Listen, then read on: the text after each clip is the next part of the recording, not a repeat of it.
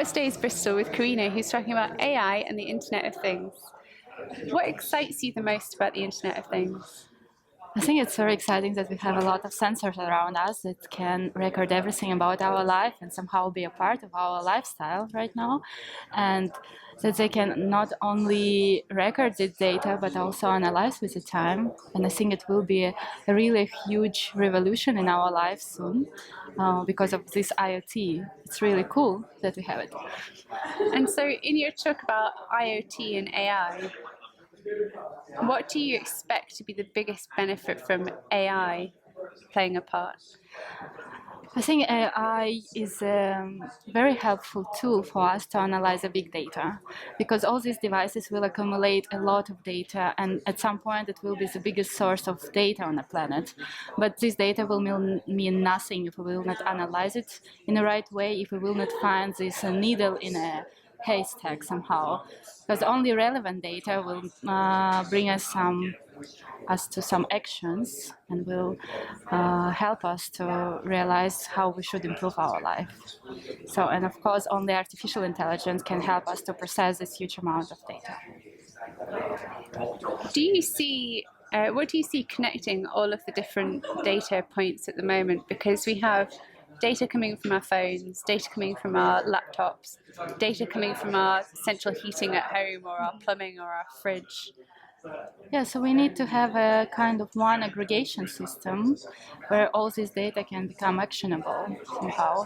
So in my company where I work, the connectivity solution is GSM, because it's basically not limited to the access point as a connectivity solution, and it exists everywhere. We provide access to more than 200 worldwide.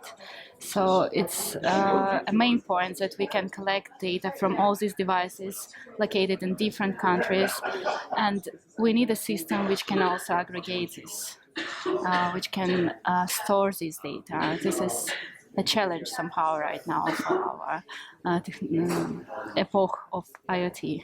Yeah. Can you give me any examples of IoT and AI playing a part in people's everyday lives? Everyday lives. I really like this example with agriculture industry, because if we think about a simple organism on our planet, they usually do a right thing in the right moment, and they program to do it this way.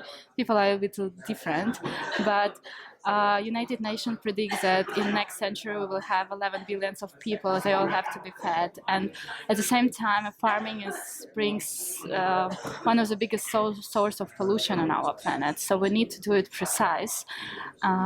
So at this point nowadays, we have a special drones which can monitor the whole field, an intelligence system which can analyze if there is any deficits of water or nutrition to apply it only in specific fields, which makes the whole process much more cost-effective, of course. There is also another thing that they can understand which plants need herbicides, for example, so to apply it only in specific place to don't affect all huge territories.